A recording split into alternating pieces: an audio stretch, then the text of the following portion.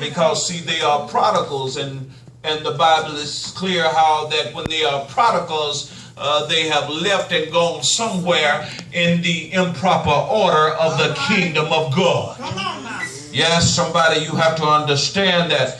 And you have to understand that sons and daughters in ministry must place their lives into the hands of a spiritual father to be able to minister the gospel to his or her full effectiveness like Timothy did. Timothy had to submit himself to Paul. He had to put himself into the hands of his spiritual father, who is Paul. I remember the times in the Bible that the Bible said over and over, "This is my son Timothy, my beloved son in whom I'm well pleased."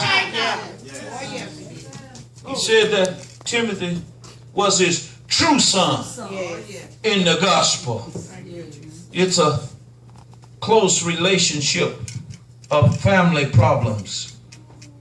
It's the close relationship of mistakes. It's the close relationship of imperfections, as well as hopes and as well as dreams and as well as desires are known in the security of commitment.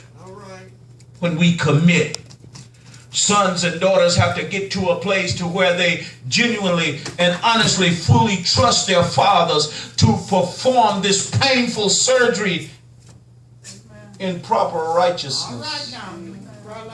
I want you to understand tonight that circumcision ain't really never felt good to nobody, but it sure meant good.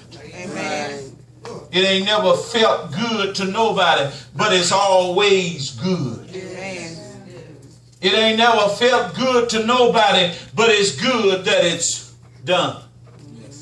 And sons and daughters have to get into a place. They have to come to understand that they need to get their minds right, and they need to be receptive, and they need to accept their spiritual father, and they need to understand the set man in ministry when God has set him here, that is their father, and that they need to sit under him and allow him to circumcise them every time that they need a cut, every time something needs to be moved. Sons and daughters are to become like Isaac. They need to allow their father to bind them with cords and yield them to a sharpened knife that he needs to cut them with. And understand that before Moses could deliver the people, he had to circumcise his son.